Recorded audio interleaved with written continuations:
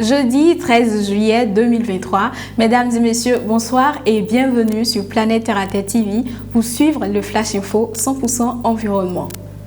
Le réseau Djinoukou lance une fois encore un cri d'alerte face à la proposition de loi du gouvernement sur l'adhésion du Bénin à la Convention UPOV 91 pour permettre aux paysans, paysannes, producteurs, productrices et les organisations de la société civile que Djinoukou a organisé un atelier ce jour au centre Anouarit d'Abomey-Calavi.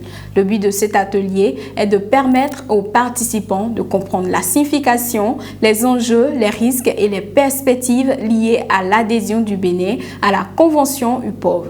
Vous suivrez le reportage dans le journal de ce soir.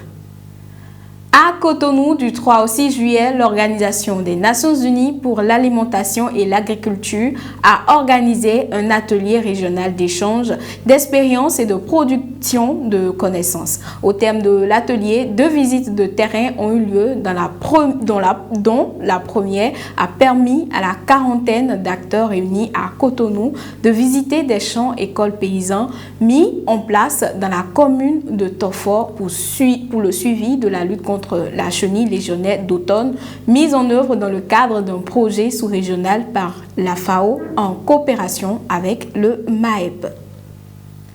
Le marché d'Antokpa est le lieu d'approvisionnement par excellence de vivres. Cependant, le triste constat est que commerçants et acheteurs se côtoient dans un environnement totalement insalubre avec des odeurs nauséabondes.